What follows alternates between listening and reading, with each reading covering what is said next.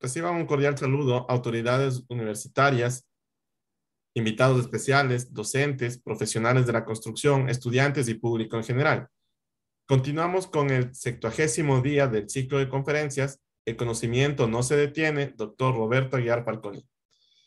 Evento organizado por el Departamento de Investigación Científica de la Universidad de las Fuerzas Armadas ESPE en colaboración con el grupo de investigación CienciaLab. Solicitamos cordialmente la presencia del doctor Roberto Aguiar a este espacio, quien ofrecerá unas palabras. Muy buenas noches con todos. Agradezco a nuestro conferencista del día de hoy, el candidato a doctor Edwin Duque, quien va a hablar sobre un tema que se ha aplicado poco en el país, pero se puede aplicar mucho más, como es la reducción de vibraciones estructurales mediante amortiguadores de masa sintonizada.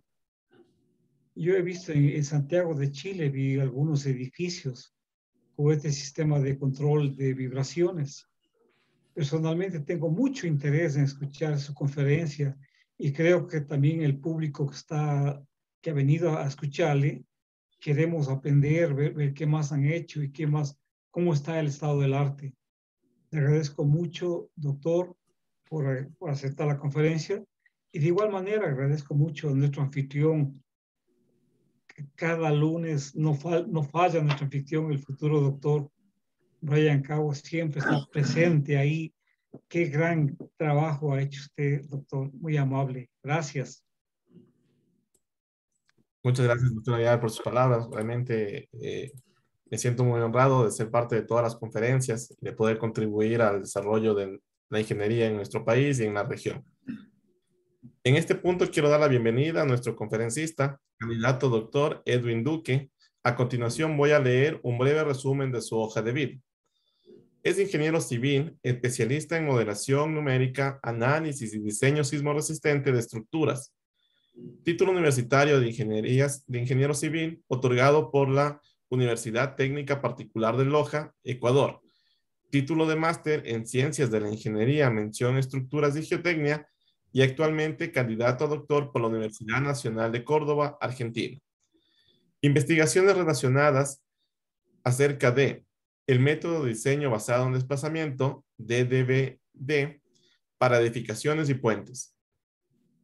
Simulación de elementos estructurales y geotécnicos en OpenSys, sistemas de protección sísmica, amortiguadores de masa sintonizada, revisor principal de la norma ecuatoriana de la construcción, NEC 15, en el capítulo de Guadúa Estructural, miembro activo de la Sociedad Estadounidense de Ingenieros Civiles, ASC, Asociación Sudamericana de Ingeniería Estructural, ASAE, director del Grupo de Investigación de Ingeniería Sísmica y Sismológica de la UTPL, GRIS UTPL, docente de las cátedras Estructuras 1, Estructuras 2, Dinámica de Suelos, Concreto 1 y 2, y Análisis Dinámico de Estructuras en la Universidad Técnica Particular de Loja, UTPL.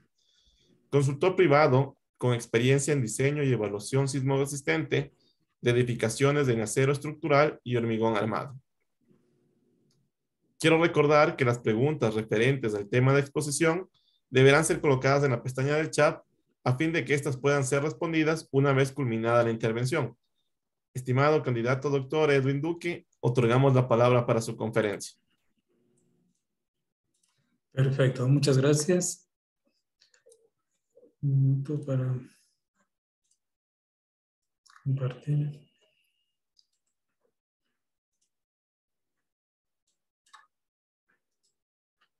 Bien. ¿Me confirman, por favor, si se está viendo la pantalla correctamente? Sí, confirmo si está viendo la pantalla y también estamos escuchando bien. Perfecto, bueno, muchas gracias. Muchas gracias a la Universidad de las Fuerzas Armadas por la invitación, en especial al doctor Roberto Aguiar Falconi digamos, en primera instancia, digamos, el agradecimiento creo debería ir por generar estos espacios de trabajo en los cuales las personas que estamos interesados, nos gustan, en realidad apasionados por el tema de las estructuras, podemos difundir las investigaciones que estamos haciendo, ¿no? En este caso, he propuesto mencionarles sobre los disipadores sintonizados de masa en estructuras con comportamiento no lineal, que son parte de las líneas de investigación de nuestro grupo en la Universidad Técnica Particular de Loja, ¿sí? Del cual venimos desarrollando en los últimos años. Para la presentación, lo que había creído conveniente era mostrar al inicio una pequeña introducción, un pequeño estado del arte sobre lo que son los amortiguadores de masa sintonizada. Y luego... Pero, ¿estamos todavía en la lámina número 1? Sí. Ok. Sí. Y luego lo que quería era mostrarles, o tenía planificado mostrarles sobre cómo estos amortiguadores de masa sintonizada, digamos, trabajan bastante bien y son bastante eficientes cuando las estructuras sobre las cuales se montan tienen un comportamiento lineal. Y esto es lo que, digamos, con este objetivo quizá fueron generados los amortiguadores de masa. Sin embargo, cuando se aplican a estructuras no lineales, al ser elementos que requieren ser sintonizados, pues claramente con la degradación de la rigidez al clasificar las estructuras, de alguna manera pierde la sintonización y también pierde la eficiencia de los amortiguadores de masa. En ese sentido, la idea fue, digamos, proponer alguna metodología para evaluar alguna optimización en cuanto a los amortiguadores de masa cuando están sujetos a estructuras no lineales. Se hizo un par de trabajos, un par de artículos científicos sobre el tema y me pareció interesante traerlos aquí a este evento, ¿no? Para luego finalmente dar algunas conclusiones sobre las presentaciones, sobre la temática que vamos a abordar, ¿sí? Es importante, digamos, mencionar que el fin de esta presentación es mostrar una metodología que se ha propuesto y los resultados al final que se han llegado a obtener, que de alguna manera pueden ser interesantes, pueden ser aplicados bajo ciertas condiciones especiales como vamos a ver más adelante. Bien, entonces en la primera parte como introducción siempre es importante, ¿no?, mencionar un poco el objetivo, por qué estudiamos estructuras y por qué estudiamos la sismoresistencia en general en nuestra región, y claramente tiene que ver por la alta peligrosidad que existe en nuestra región, ¿no es cierto? Y que esa alta peligrosidad también se ve afectada aún más por la alta vulnerabilidad que tiene gran parte de las edificaciones en nuestra región. Con lo cual, la combinación de esta peligrosidad con la vulnerabilidad de las edificaciones lo que hace es que tengamos localidades o zonas con un alto riesgo sísmico, ¿no? Como ejemplo, he traído aquí a colación 3 eventos relativamente recientes en nuestra región. Uno de ellos es el de Pedernales en 2010, el evento de magnitud de 7, profundidad de 10 kilómetros, el cual produjo, digamos, se ha estimado que alrededor de 8.000 millones de dólares ascendió los costos por el efecto del evento, ¿no? De igual manera, en Chile, en 2010, evento de magnitud 8.8, con profundidad de 30 kilómetros, con inversiones para reparación o daños, en realidad, de alrededor de 30.000 millones, o 3.000 millones para el caso de Pedernales de 2016, ¿sí? Que quizás es que nosotros tenemos bastante claro, lo tenemos en memoria, digamos, el evento ocurrido recientemente, que es el de gran magnitud en los últimos tiempos. Entonces, bueno, digamos, al estar en esta zona de alta peligrosidad y al poder evidenciar que las edificaciones son vulnerables, pues bueno, lo que nos conlleva, lo que nos interesa es estudiar, investigar y posteriormente aplicar sobre diferentes metodologías en las cuales uno pueda hacer que las edificaciones sean capaces de resistir estos eventos naturales. Claramente, digamos nosotros, en el campo de la ingeniería estructural, las edificaciones están sometidas generalmente a solicitaciones permanentes y variables y también solicitaciones accidentales, ¿no es cierto? Entonces, dentro de estas solicitaciones accidentales estarían las acciones sísmicas, las cuales nosotros deberíamos ser capaces de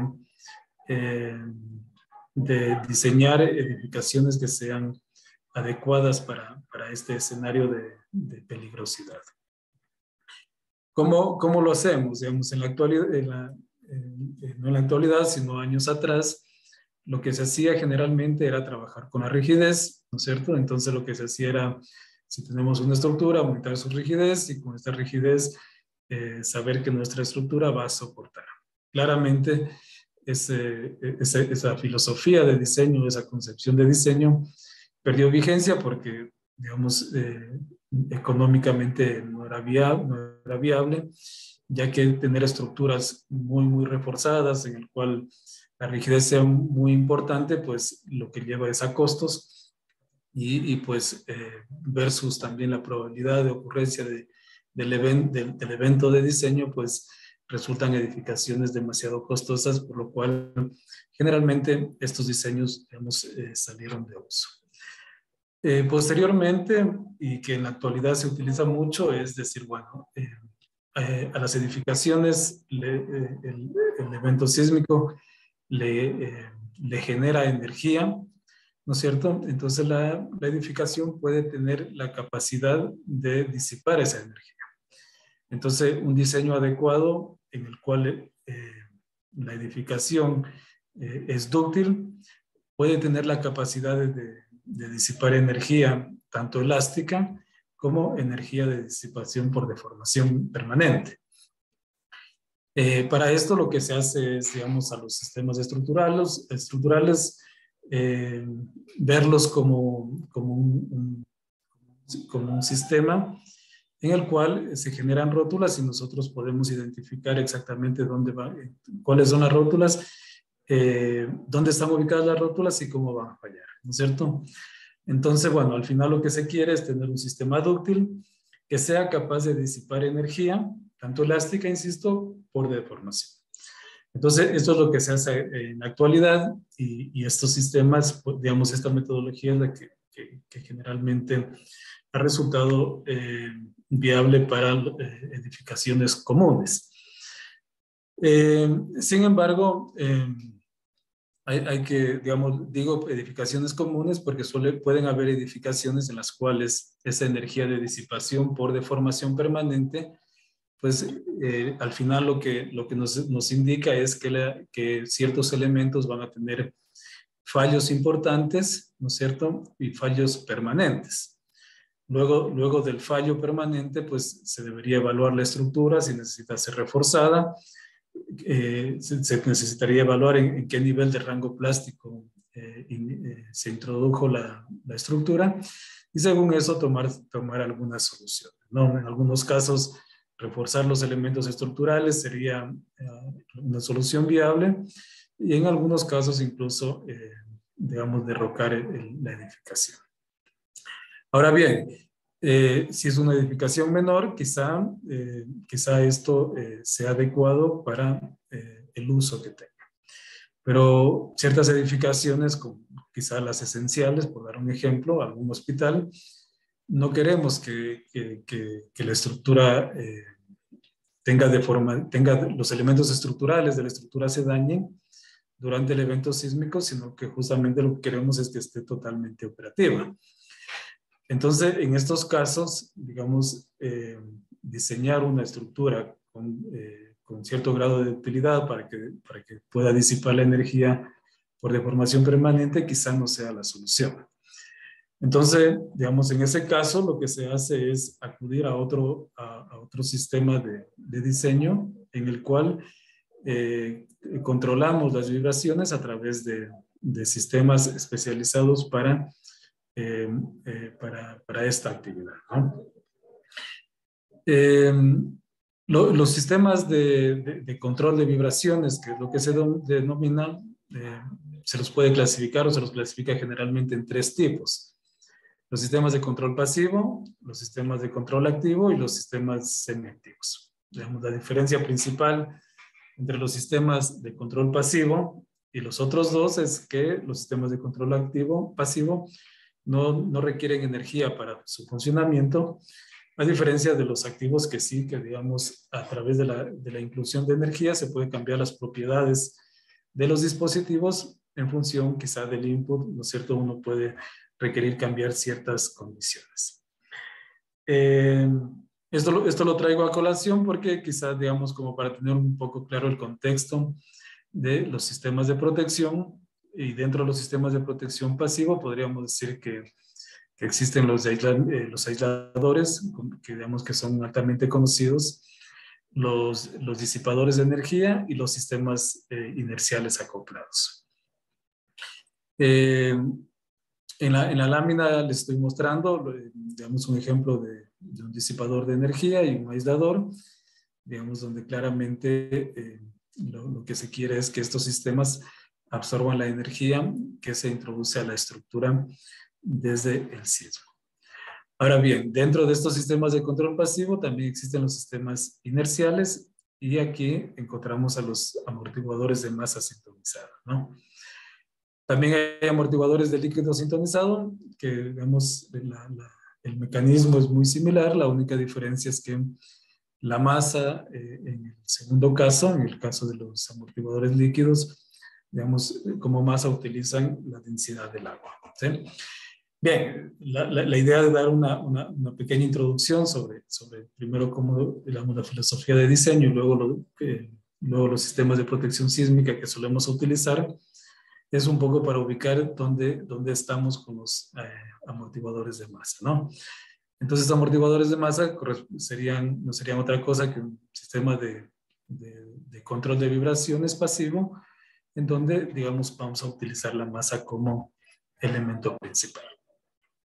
De forma muy, muy general y muy sencilla para un entendimiento, el amortiguador de masa trabaja como una masa que se coloca generalmente en la parte superior de la edificación, generalmente, ¿no? Porque no necesariamente es el único lugar en donde colocarlo, el cual se lo sintoniza adecuadamente como para que se desplace en dirección contraria al movimiento de la edificación, ¿no?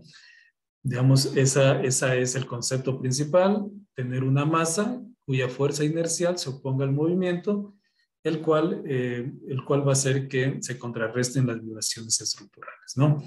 Aquí en la parte izquierda trato de mostrar cómo la estructura se mueve a la derecha. Entonces, si la estructura se mueve a la derecha, la fuerza inercial se mueve en sentido contrario y con eso contrarresta las vibraciones que pueden ser inducidas por sismo en algunos casos o también pueden ser inducidas por viento, ¿no? Cuál sea el origen de la vibración, pues bueno, dependerá del lugar, de la zona de estudio. Pero bueno, aquí me parece interesante mostrar que en algunos casos interesa reducir las vibraciones por viento, que también suelen ser muy eficientes estos dispositivos.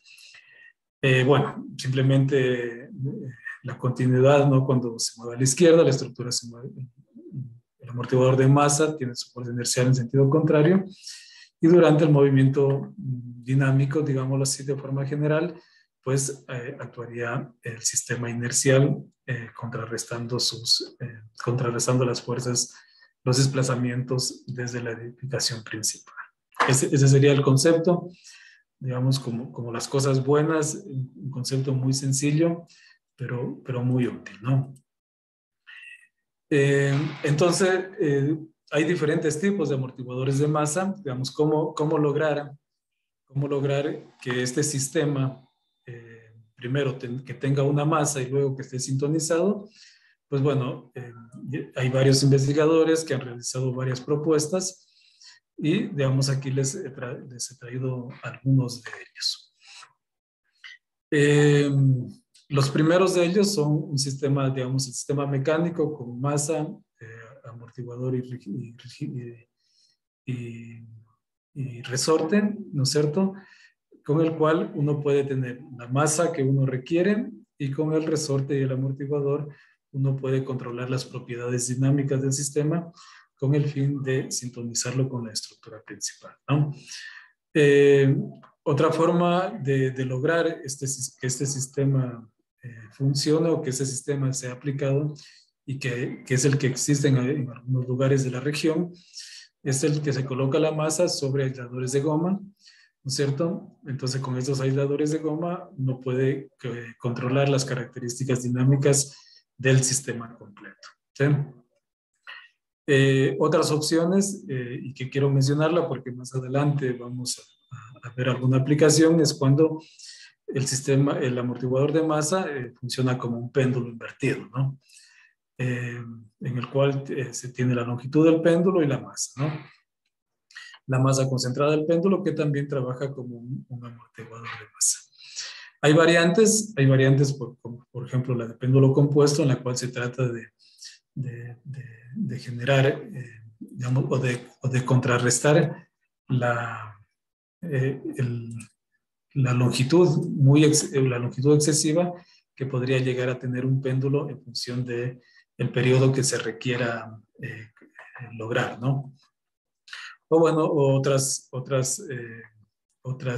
aplicaciones quizá un poco más investigativas, en las cuales, por ejemplo, se coloca un rodillo, en el cual este rodillo, según la curvatura del rodillo, pues uno puede controlar cuál sería el periodo o la frecuencia que va a tener todo el sistema, ¿sí? Nosotros vamos a estudiar, o yo les voy a mostrar que en función de investigaciones que hemos realizado bajo dos tipos de configuraciones, el tradicional de masa, resorte y amortiguador, y el de tipo péndulo. Trabajamos con las dos metodologías, o con los dos sistemas, y tuvimos algunos resultados interesantes para mostrarles.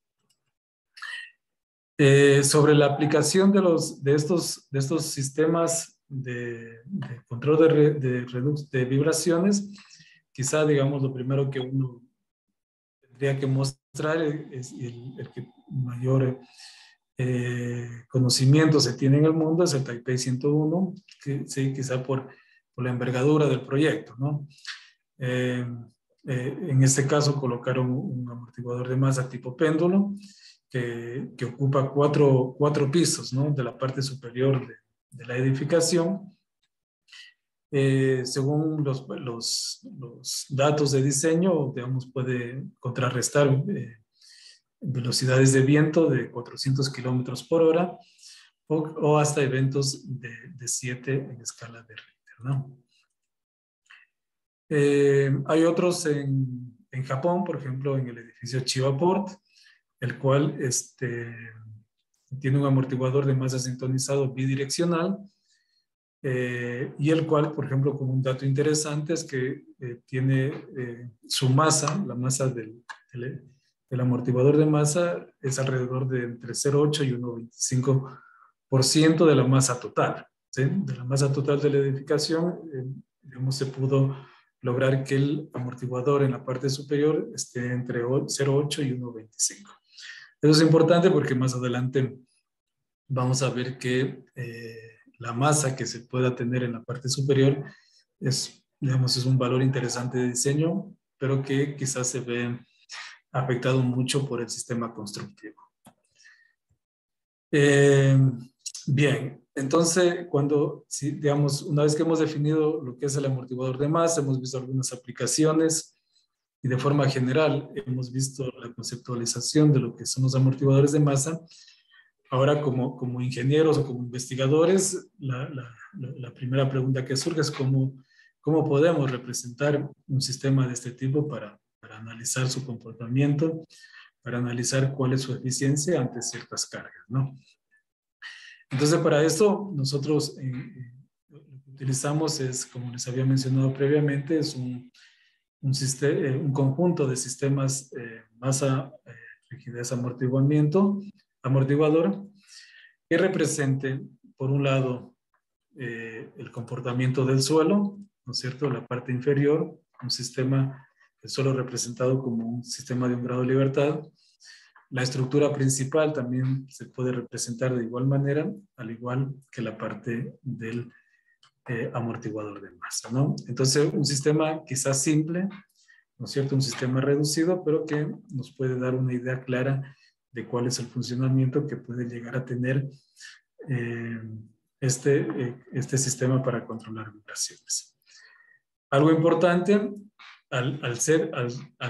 digamos, por concepción, el sistema superior, que es el amortiguador de masa sintonizado, justamente tiene que sintonizarse con la estructura principal. Entonces, algo importante para que su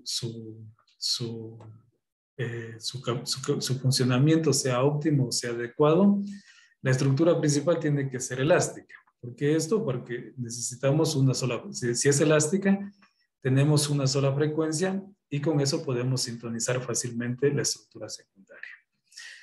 Que por cierto, esa condición óptima quizá no es muy común en edificaciones que están sometidas a sismo, porque justamente como había hablado en primera instancia, las edificaciones se diseñan para que incursionen en rangos plásticos.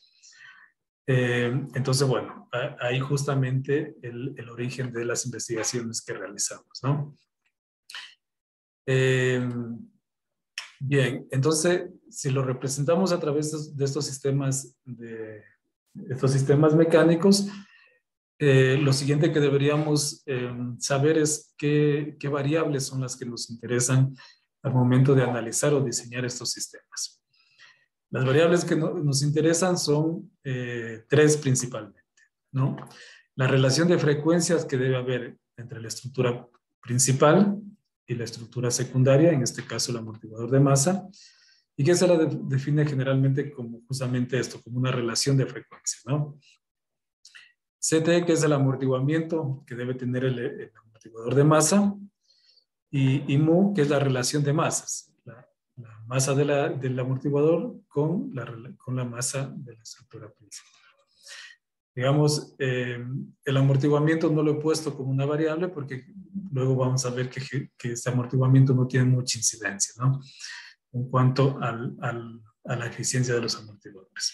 Pero esas son las tres variables que tiene un amortiguador de masa. La relación de frecuencias entre la estructura principal y la secundaria, el amortiguamiento que tiene el amortiguador de masa justamente, y la relación de masas entre la estructura principal y el amortiguador. Claro está que mientras más masa tengamos en el amortiguador de masa, más fuerza inercial lograremos y con ello podríamos reducir con mayor eficiencia las vibraciones. Sin embargo, como les decía, por temas constructivos, generalmente esto no entra en el diseño.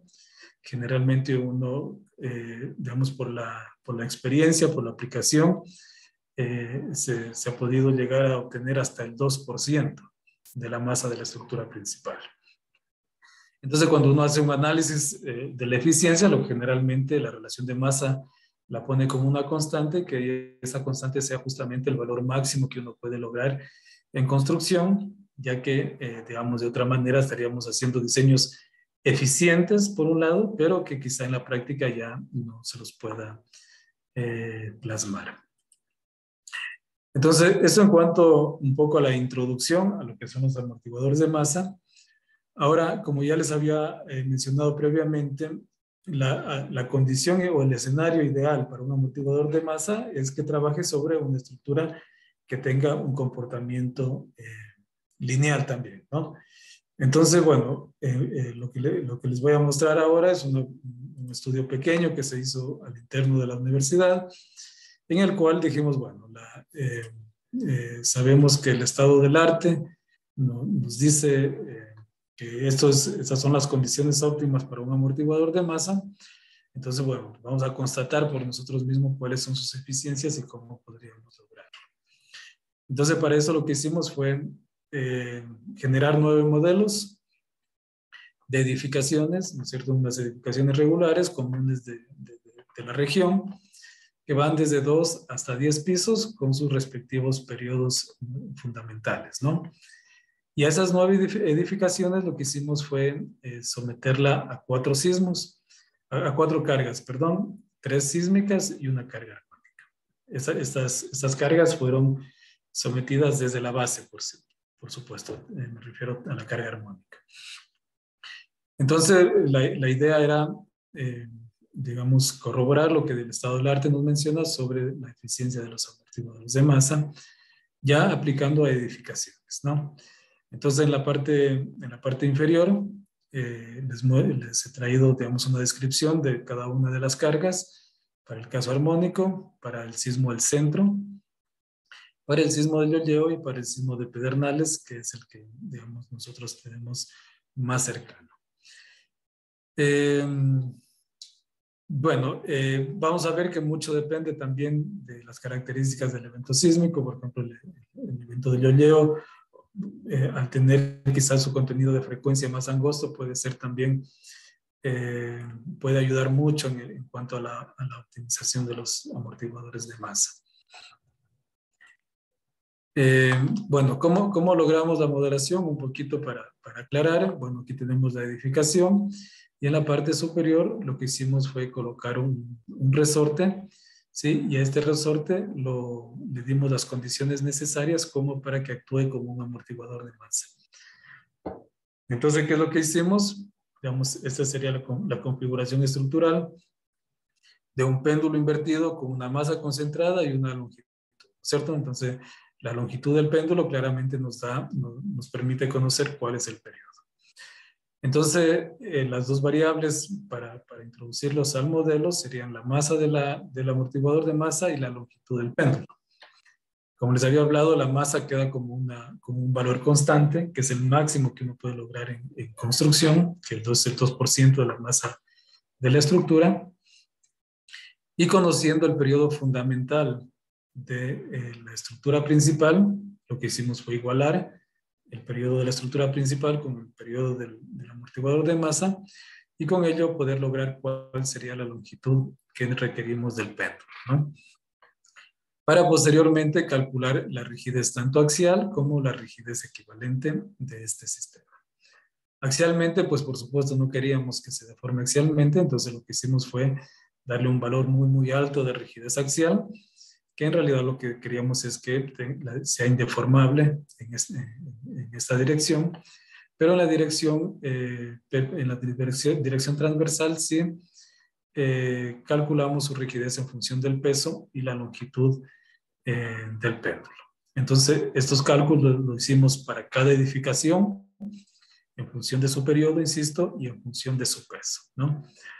De esa manera pudimos configurar los 9 amortiguadores de masa, en este caso como péndulos invertidos.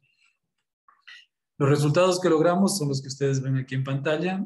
En negro corresponde las deformaciones cuando la estructura no tiene el amortiguador de masa, y en rojo las deformaciones cuando se colocó el amortiguador de masa, ¿no?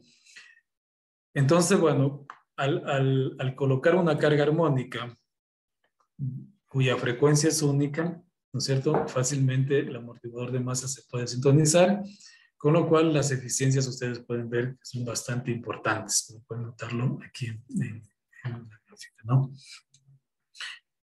Pero también tenemos las deformaciones para el sismo del centro, para el Llolleo y para Pedernales, ¿no?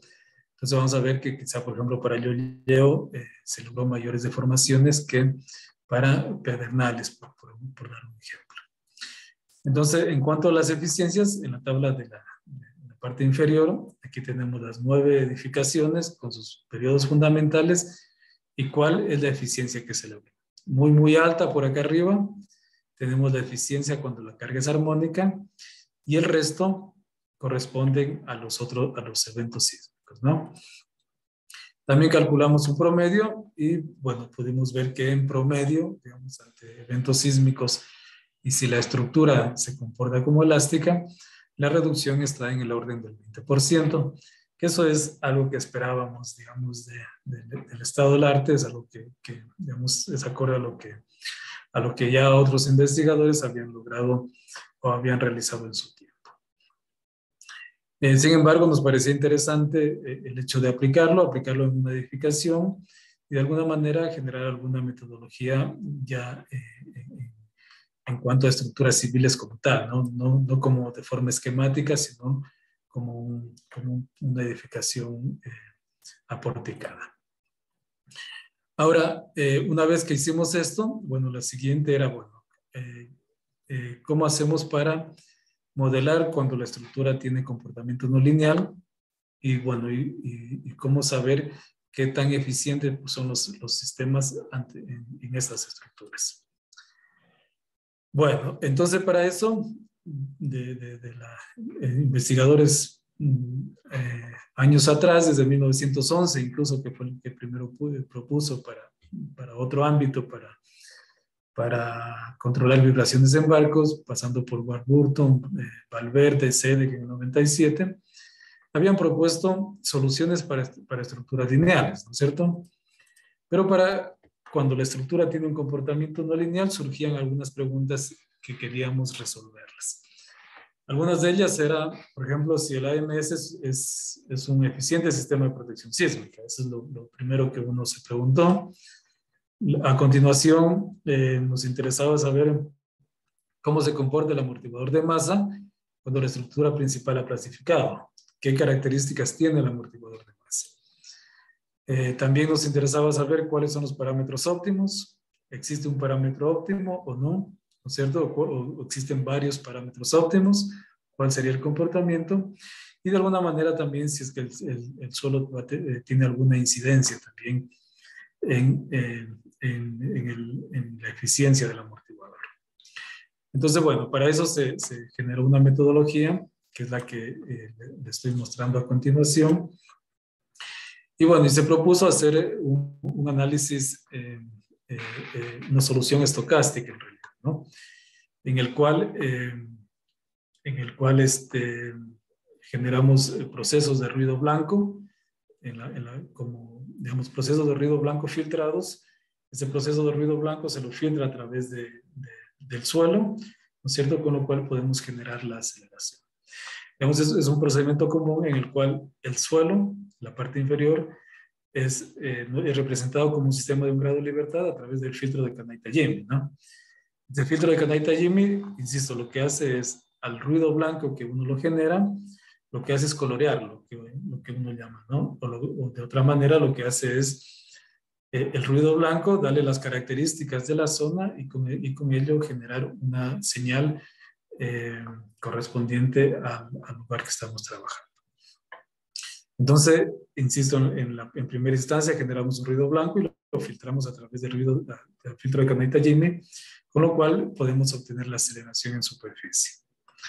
Ahora, la parte superior, la parte de la estructura principal, queríamos, claro, que tenga un comportamiento no lineal, para lo cual generamos una estructura con el modelo de Bowen, ¿no es cierto? Que era un modelo que nos permitía, digamos, fácilmente representarlo mediante un espacio de estado, que lo vamos a ver más adelante.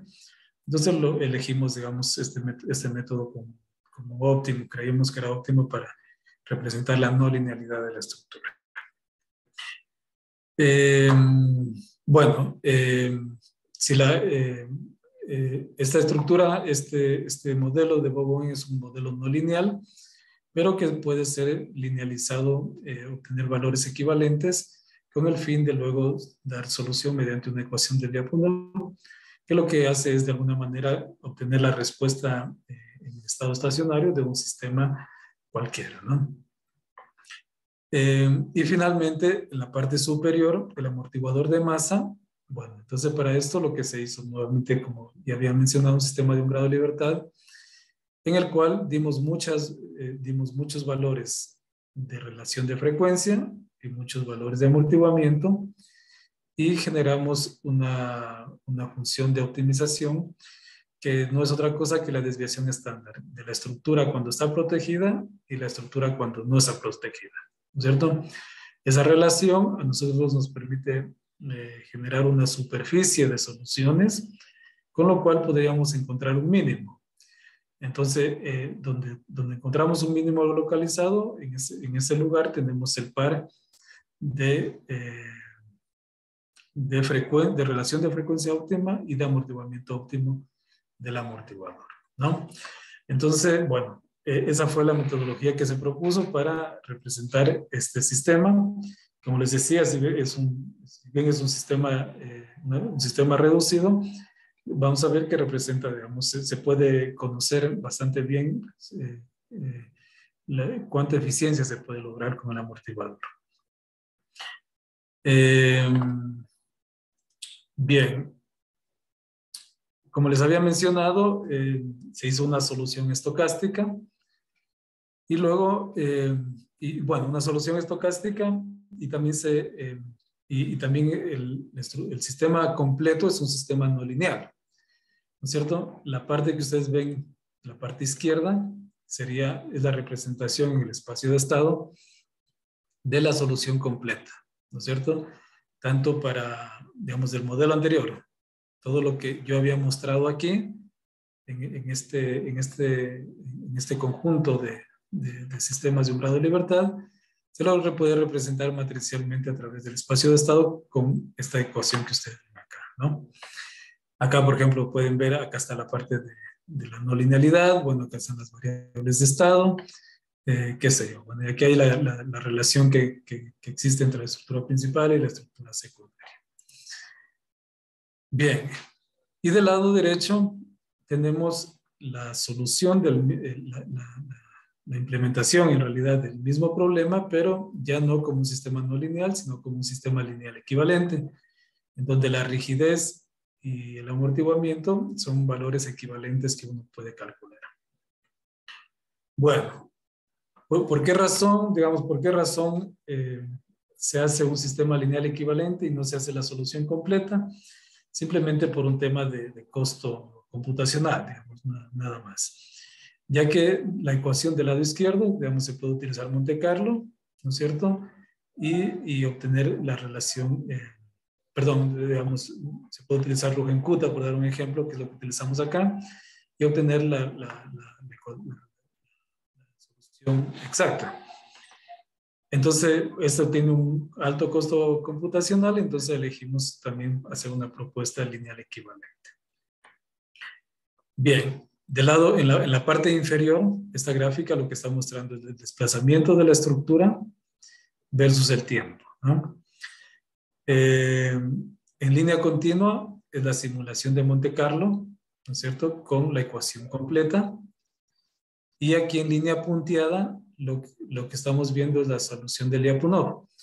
Como les decía, perdón, la solución equivalente, del lado derecho, que es resuelta con Lyapunov. Por cierto, que es una ecuación, digamos, que uno MATLAB sencillamente la resuelve muy sencillo y muy rápido. ¿Cuál es el problema, entre comillas, de Lyapunov? Es que nos da la respuesta en el estado estacionario, nos da la respuesta acá arriba. No nos da la historia de desplazamiento, ¿no? Que sí nos da Monte Carlo. Pero bueno, lo que hicimos fue dar las dos soluciones para distintos valores de aceleración, con lo cual, y luego identificamos la zona estacionaria y la zona transitoria. Entonces, bueno, en la zona transitoria, luego vimos que en el estado estacionario, la solución de Lyapunov y la de Monte Carlo eran casi exactas o muy similares, con lo cual justificaba el por qué utilizar un sistema lineal equivalente, ¿no es cierto? Y no la formulación completa. Luego también obtuvimos algunos valores óptimos, tanto con Monte Carlo, solución completa, con la linealización estadística, y vimos que los mínimos localizados también eran muy cercanos. Quizá aquí digamos, la diferencia entre esos mínimos localizados era un poquito mayor a la diferencia en cuanto a la solución de la respuesta estructural. Sin embargo, digamos, creíamos que al menos como una solución rápida y una primera solución, tranquilamente esta solución equivalente puede servir, y que una vez que ya estamos, digamos, en esta zona, podríamos hacer estudios más refinados, ¿no? Pero como una primera aproximación vemos que es adecuado utilizar esta formulación en espacio de estado y como un sistema lineal equivalente, ¿no? Que es el que al final con el que nos quedamos. Bien, aquí estaría la formulación completa, ¿no es cierto? Aquí estaría la formulación completa, el vector de estado, ¿no es cierto? Con las variables x de t, que corresponde, por ejemplo, a la deformación desde el suelo hasta el amortiguador, xs, la deformación de la estructura, x punto, que corresponde a la velocidad del filtro acá abajo del suelo, z, que corresponde a la parte de no linealidad, la aceleración del amortiguador, la aceleración de la estructura y la aceleración del suelo, ¿no? 2πs0 representa el ruido blanco, este ruido W, el que ponemos acá abajo y que luego es filtrado por el suelo para tener la aceleración en superficie, ¿no? Entonces, de esta manera, digamos, esta fue la formulación que fue implementada. Digamos, esto fue desarrollado en MATLAB. Lo que se hace es hacer Monte Carlo, generar un vector de relaciones de frecuencia y de amortiguamientos, los cuales, y por supuesto un valor de aceleración sísmica, para calcular los valores de respuesta de la estructura con y sin de protección, y luego saber cuál es el valor máximo, la eficiencia máxima, y con esa eficiencia máxima cuáles son los valores óptimos de relación de frecuencia y de amortiguamiento, ¿no? Esto se hace n veces, digamos, por dar un ejemplo, se hace alrededor de 200, 300 modelaciones para obtener una superficie como las que ustedes ven aquí, y al final encontrar un mínimo localizado, que serían nuestras variables de diseño del amortiguador de masa. Bien, ¿qué encontramos? Bueno, lo que encontramos es que el amortiguador de masa, la eficiencia se reduce con la plastificación de la estructura. Digamos, eso es lo primero que deberíamos mencionar y que quizá estaba de acuerdo a lo que uno esperaba, ¿no? Fíjense, en esta gráfica tenemos la eficiencia versus el desplazamiento de la estructura principal. En realidad no es el desplazamiento, sino la desviación estándar del desplazamiento de la estructura principal. Entonces, ¿qué es lo que se hizo? Es darle un valor de aceleración y con cada uno de los valores de aceleración calcular cuál es la eficiencia, ¿no es cierto? Y también con cada valor de aceleración lo que hacíamos era grabar cuál es el nivel de plastificación que tiene la estructura principal. Entonces, cuando estamos en esta zona de acá, es la zona de la primera parte de mi presentación, digamos que era cuando la estructura se comporta lineal. Con un valor muy, muy bajo de aceleración sísmica, la estructura tiene un comportamiento lineal y la eficiencia está sobre el 30%. Digamos que eso es lo que se espera de una estructura de este tipo. Digamos que es lo que se conocía, ¿no? Pero conforme la estructura empieza a incursionar en rangos plásticos, también empieza a decaer la eficiencia del amortiguador de masa, ¿no? Hasta llegar a valores residuales de aproximadamente 10%, ¿sí? Del lado derecho tenemos las eficiencias para dos tipos de estructuras, con hormigón y con acero. Y con acero, por supuesto, tenemos un valor superior de cerca de un poquito sobre el 10% en cuanto a la eficiencia, ¿no? Eso es lo que se logró, digamos, esa es la máxima eficiencia que se puede tener con los amortiguadores. Fíjense que pasa de 30% cuando la estructura se comporta lineal a cerca del 10% cuando la estructura ya ha incursionado en rangos no lineales, ¿sí? ¿Por qué es esta baja de eficiencias? Porque, digamos, de alguna manera la estructura se plastifica tanto que el elemento que está en la parte superior ya poco puede hacer controlando las deformaciones.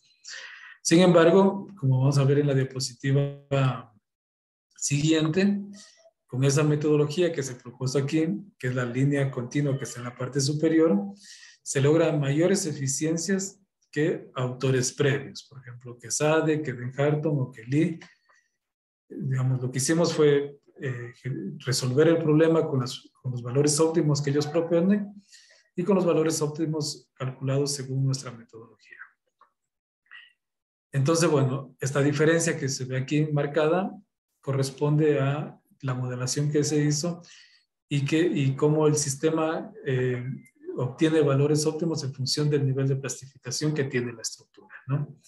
Pero bueno, son valores que son del 10%, que son interesantes de alguna manera, pero bueno, hay que evaluarlos en campo, en realidad, digamos, si son competitivos versus valores de reducción del 20, 25% que se puede tener con otros sistemas, como, qué sé yo, como disipadores. Entonces, bueno, eso es lo que primero encontramos.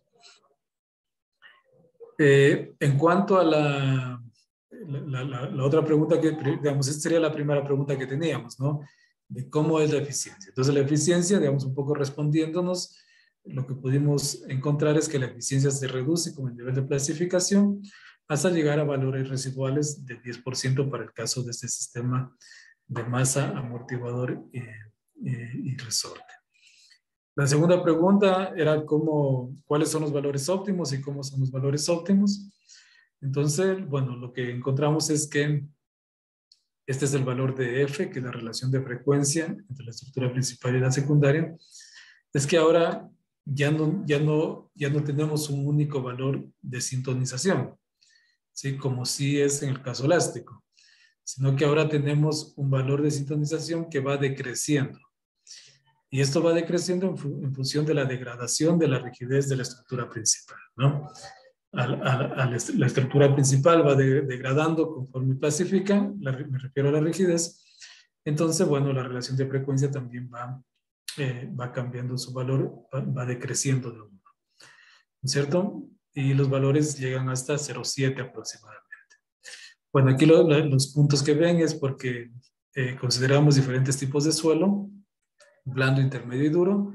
Bueno, y lo que vimos es que el tipo de suelo no tenía mayor injerencia en cuanto a los valores óptimos. En cuanto al amortiguamiento óptimo que debe tener el sistema, el amortiguador me refiero, digamos, va de 0,078 a 0,084, digamos que es un valor muy bajo, que no entraría como una variable de diseño. No así la relación de frecuencias, que, insisto, antes tendría que ser de 1, de esa forma yo sintonizo. Cuando hablo de 1, por cierto, estoy hablando de la relación de frecuencia de la estructura principal con la secundaria. Si es la misma, la puedo sintonizar y ahí es cuando trabaja el amortiguador de masa. Pero lo que estamos diciendo aquí es que cuando clasifica la estructura, ya esa relación no es 1, sino que esa relación tiene que ser menor que 1 y que llega incluso hasta 0,7 según vemos en esta gráfica. Bien, entonces como conocido estos valores de relación de frecuencia óptimos, bueno, lo siguiente que hicimos es simplemente pasar de relación de frecuencia a rigidez, ¿no? Es decir, ¿cuál es la rigidez que debe tener la estructura? Y para eso lo que, bueno, hicimos calculamos simplemente con el valor esperado entre una carga aplicada y la rigidez por el desplazamiento, que es la rigidez que tiene el sistema, ¿no? Eso nos permite obtener cuál es la rigidez que tendría, digamos, acá tenemos en función de relación de frecuencia y acá tenemos en función de rigidez del amortiguador de masa. Tenemos 2 puntos y pudimos encontrar una ecuación de la forma que ustedes ven aquí, ¿no es cierto? Que se adecue a esta degradación que hablamos, ¿no? O esta degradación de la rigidez. Para lo cual hay que encontrar valores óptimos. Lo que hay que encontrar aquí es el valor de chi, el valor de eta y el valor de nu, ¿no? Aquí, bueno, un ajuste bastante bueno. Entonces, pudimos encontrar cuál es la rigidez óptima que debe tener el sistema secundario cuando la estructura ha plastificado. Bueno, quizá, bueno, valga, nuevamente lo repito, pero sí es importante tener en cuenta quizá porque no lo dije al inicio, es que si la estructura no plastificara, el valor de rigidez óptimo es uno solo, que es este, el que está acá. Estos valores que van decreciendo corresponden al nivel de plastificación de la estructura. Cuando hablamos de relación de frecuencia es lo mismo. Si la estructura fuera lineal, necesitaríamos un único valor de frecuencia que es cercano a 1. ¿No es cierto? El valor que va decreciendo corresponde a la plastificación de la estructura, insisto. Bien. Entonces, bueno, con eso pudimos encontrar algo que nos habíamos propuesto es que cuando la estructura principal plastifica, ¿cómo deben ser los parámetros óptimos, ¿no? Entonces, en cuanto al amortiguamiento, dijimos, bueno, si bien tiene un cambio, ese cambio no es tan marcado, podríamos quedarnos con un valor constante de amortiguamiento del sistema del amortiguador de masa. Sin embargo, la rigidez del amortiguador de masa sí debe cambiar con el nivel de deformación de la estructura. Eso sí es importante porque ahí se lo puede llegar a tener mayores eficiencias versus investigaciones previas, que para este caso, digamos, aquí ya hemos propuesto algunos valores establecidos. Y ¿por qué la importancia de calcular esa rigidez? Porque, digamos, de aquí dar el siguiente paso es cómo aplicarlo. Y en la práctica sería, bueno, tener un material que logre que la rigidización vaya degradando con el desplazamiento, ¿no? Digamos, ese sería el siguiente paso y el último, digamos, luego de la investigación, el aplicarlo. Lo mismo hicimos todo lo anterior referente al amortiguador de masa como un sistema mecánico. A continuación, digamos, lo que hicimos fue considerar que el sistema ahora es como un péndulo, ¿sí? Tal como, digamos, la configuración que ustedes ven acá. El péndulo, ¿no es cierto?, con sus características principales de la longitud y la masa. La longitud nos da el periodo y ese periodo tiene que ser sincronizado con la estructura principal. Eso, digamos, cambiamos en cuanto a lo que habíamos hecho previamente. El resto de la metodología es la misma, una superficie de valores de optimización, la cual el mínimo o el máximo en este caso localizado nos entregan los valores óptimos de relación de frecuencia y amortiguamiento, y la metodología también de Monte Carlo similar a la que les había mostrado. En este caso sí se probaron para otros tipos de suelo, digamos, aquí tenemos suelos medios, firmes o blandos, ¿no es cierto?, para diferentes autores. Cada uno nos entrega su frecuencia y su amortiguamiento. Y lo que encontramos es que cuando el sistema secundario ahora se lo trabaja como un péndulo, se logra eficiencias un poquito mayores, cercanas al 20%, ¿no? La gráfica que ustedes ven del lado derecho corresponde al desplazamiento versus la eficiencia, ¿sí? Tanto para estructuras de 5% de amortiguamiento, estructuras principales, como del 2%. Mejoramos un poquito la eficiencia, insisto, cerca del 20%, cerca del 25%. Entonces, bueno, de alguna manera, cuando trabajamos como tipo péndulo, lográbamos una mayor aplicación. La forma de cómo la relación de frecuencias cambia con el desplazamiento de la estructura principal es similar, ¿no es cierto? Pasamos de un valor cercano a 1 y ese valor va decreciendo conforme se deforma la estructura principal.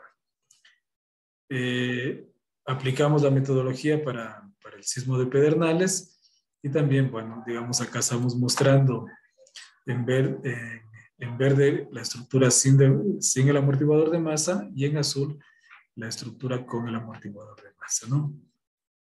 Del lado derecho, esta histéresis que ustedes ven aquí corresponde a la histéresis que ha tenido la estructura principal debido a la carga sísmica que se ha aplicado al sistema, ¿no? Bien, estas publicaciones, bueno, estas investigaciones fueron dieron como resultado un par de publicaciones, ¿no es cierto? Digamos, tanto, bueno, de diferente índole, ¿no? Y que, bueno, pudieron ser plasmadas y en la actualidad están disponibles para la comunidad científica en caso de que quieran mayor información sobre el trabajo realizado. En cuanto a conclusiones, rápidamente 4 conclusiones, digamos, sencillas, las 4 conclusiones que pudimos lograr al realizar esta investigación, es que los parámetros óptimos de la AMS son variables con el nivel de plasticidad estructural expresado en la respuesta sísmica, y que la relación de frecuencia óptima de la AMS inicia con valores cercanos a 1 y se va reduciendo conforme plastifica la estructura, ¿no? La eficiencia lograda en el AMS cuando la estructura principal ha plastificado es de aproximadamente el 10%, para el caso del sistema mecánico, masa, resorte, amortiguador, y de cerca del 25% para el caso del tipo péndulo. Encontramos también que el suelo no tiene mayor incidencia al momento de calcular los parámetros óptimos del AMS y que el amortiguamiento del AMS es insensible al nivel de plastificación, ¿sí? No así la rigidez, que claramente esa rigidez tiene que ir cambiando con la plastificación inicial, la plastificación de la estructura principal. Bien, eso es lo que tenía preparado para esta presentación. Muchas gracias por el espacio. Si hay alguna pregunta del público, con gusto puedo responderla. Muchas gracias, estimado ingeniero Edwin, por su brillante presentación. A continuación tendremos las preguntas por parte de los asistentes. La primera pregunta es, ¿una piscina en la terraza se podría asemejar con un amortiguador de masa? A ver, ¿se podría asemejar? A ver, digamos que sí. Hay algo importante, que si es que el sistema no está sintonizado con la estructura principal, lo que puede hacer es generar, en vez de contrarrestar las vibraciones, lo que puede hacer es más bien ir en dirección contraria y amplificar las deformaciones de la estructura principal. Conceptualmente se estudia, ¿no? Pero debería estar configurado, insisto, debería estar sintonizado con la estructura principal para que sirva. Si no está sintonizado, va a ser todo lo contrario, va a generar grandes daños. Porque lo que va a pasar es que tenemos una fuerza adicional en la parte superior, aumentando las deformaciones que ya está generando el sismo.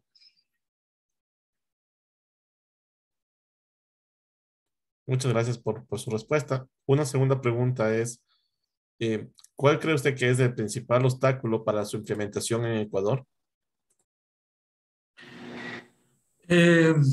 A ver, el principal obstáculo, como muchos de los sistemas de protección sísmica, me parece que un poco es el desconocimiento sobre el tema, sobre la temática y sobre la eficiencia que tienen estos sistemas. Digamos, mucho ha costado, a ver, la implementación de ya sea disipadores o aisladores es bastante, digamos, reducida. Si bien ha crecido, es reducida.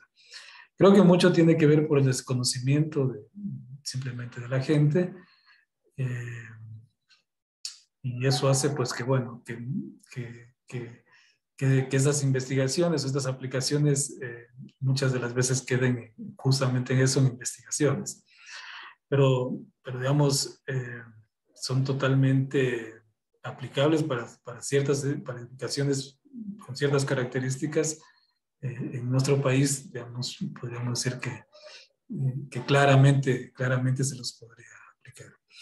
Un poco estar aquí mostrando y presentando es contribuir en eso, que la gente conozca que hay elementos adicionales a los diseños estructurales convencionales con los cuales sus edificaciones pueden ser más seguras, ¿no es cierto? O los cuales, digamos, edificaciones esenciales que se tiene planificado que incursionen en rangos plásticos, quizá pueda uno controlar esa incursión en rangos plásticos con estos sistemas de protección sísmica, lo que conlleve a, digamos, a reducir gastos por reparación, o que la edificación esté operativa durante una catástrofe. Muy amable, muchas gracias por su respuesta. A continuación tendremos un comentario por parte del doctor Roberto Aguiar.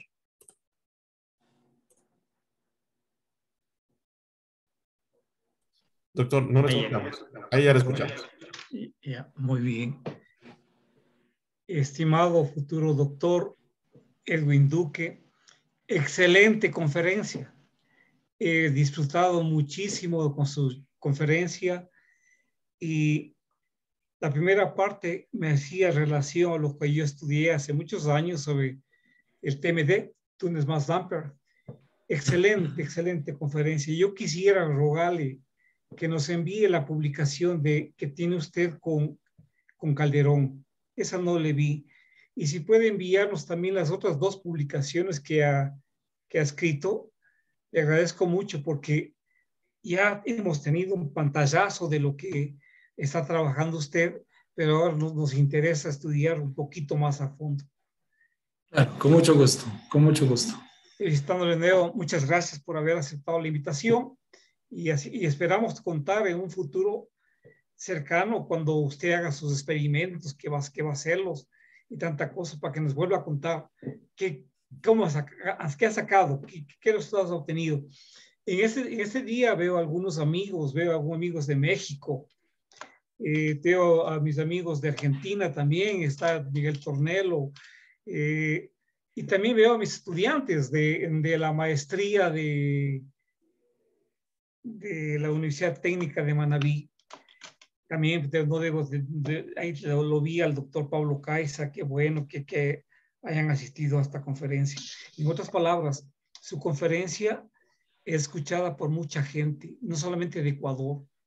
Hay gente de diversos países que saben de esas conferencias que hacemos y vienen a escuchar. Muchas gracias. A usted muchas gracias, como decía al inicio, por generar ese espacio, que es muy, muy importante, no solo en el país, sino en toda la región, como usted mismo lo menciona, ¿no? Y muchas gracias también por la gran trayectoria, digamos, en investigación que usted tiene en cuanto a la parte estructural. Muchas gracias por los comentarios. En este momento voy a compartir mi pantalla.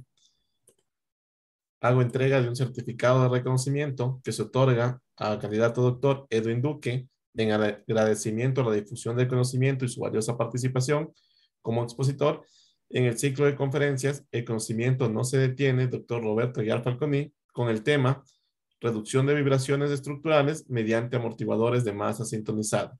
Firma doctor Roberto Aguiar, organizador. Nuevamente, muchas gracias por el tiempo, tanto en la preparación de la presentación como el día de hoy en este espacio que hemos tenido el honor de participar. Si nos hace llegar los documentos, con mucho gusto los subiremos junto con los videos para las personas que no lo han logrado ver en este tiempo, lo puedan ver posteriormente. Con mucho gusto, con mucho gusto.